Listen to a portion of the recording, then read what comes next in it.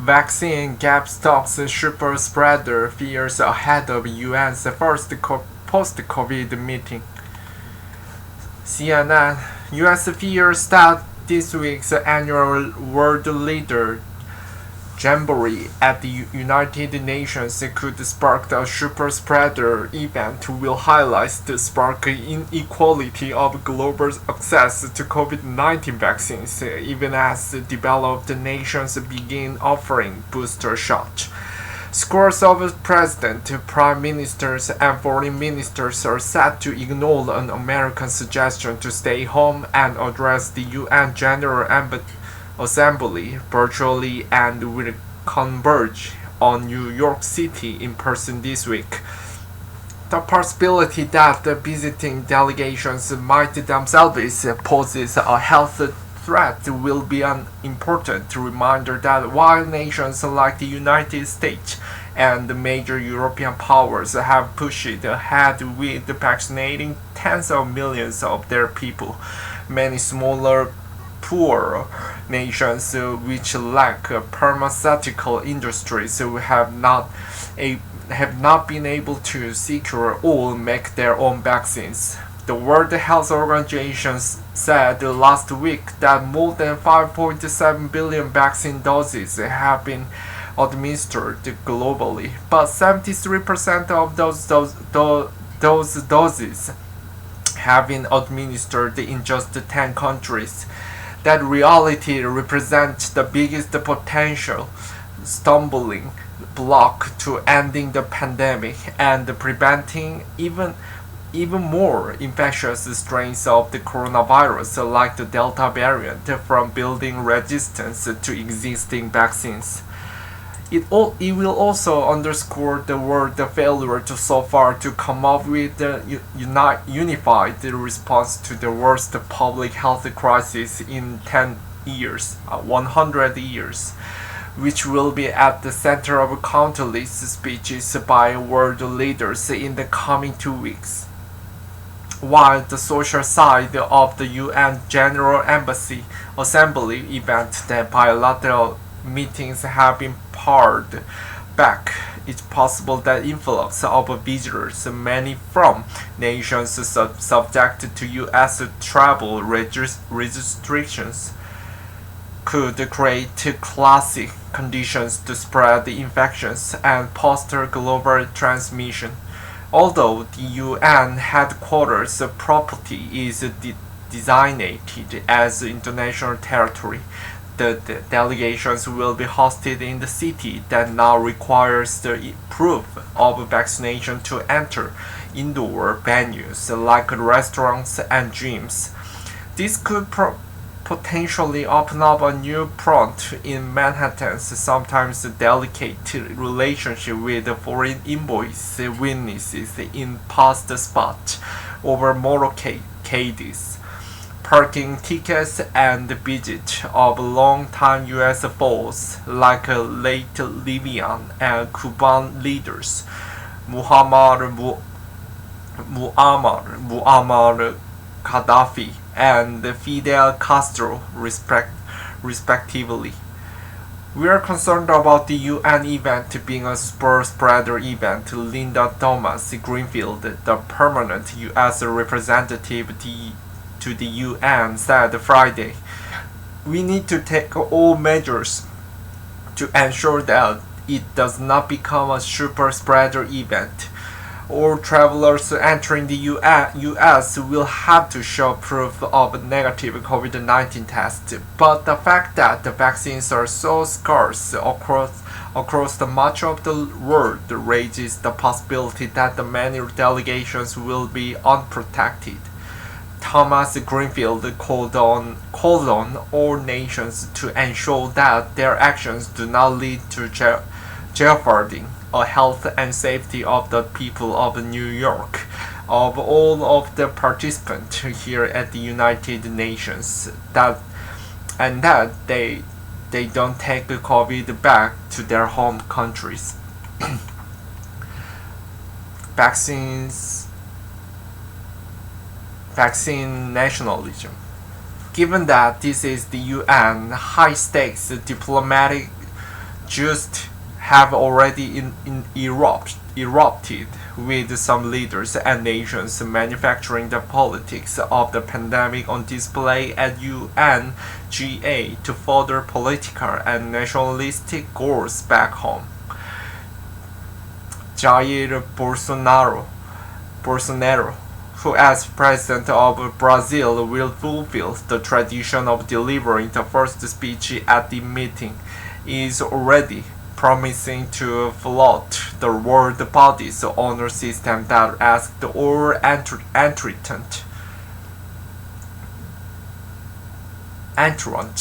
to the UN chamber to be vaccinated. Why do you take the vaccine? To have antibody, right? My antibodies rate is really high. I can show you the document. Bolsonaro, who has consistently mocked the public health guidelines and himself survived the COVID-19, said last week.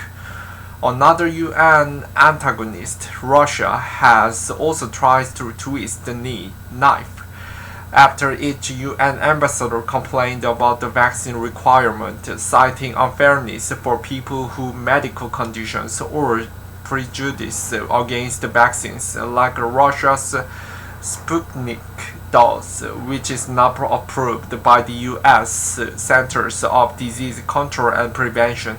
New York City Mayor Bill de Blasio lashed out at Moscow. If the Russian ambassador is against it, I'm for it. I have no words for Vladimir Putin and everything else that is come out of Russia, de Blasio said. If their vaccine isn't good enough, then they should go and use one of the other vaccines. That's what we are making available. The city is offering COVID-19 vaccination at the UN headquarters for those who want it. Given the current controversy over vaccine mandates in the US, Joe Biden might wish for a diversion from the politics of COVID-19 at UNGA, where he will have his first chance as president to lay out his core foreign policy principles in the UN chamber before a global audience. His decision to attend the event after his administration suggested other nations might give it a pass for health regions is in itself a nod to a reality that after months of lockdowns, many leaders are missing the chance to strut the global stage. Biden's appearance also could be overshadowed by other controversies. A speech that is expected to include claims that he restored the U.S. airlines after a chaos of the Trump administration will take place in the middle of the fierce tiff with America's oldest ally, France. Paris is incandescent that the U.S. and Britain went behind each back to seal a strategic alliance with Australia that led to the cancellation of each deal with Canberra to build diesel-powered submarines.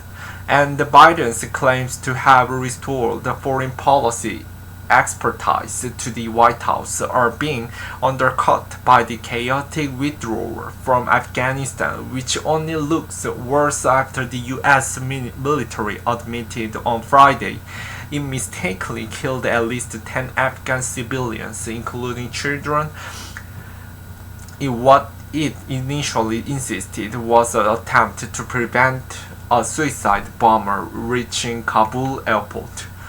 The split between the rich and all the rest on vaccines.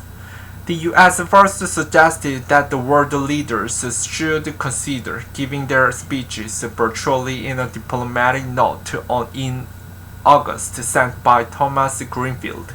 She also said that the CDC recommended mandatory mask use in UN headquarters, proof of negative status for COVID-19 to get into the building, and if possible, proof of vaccination.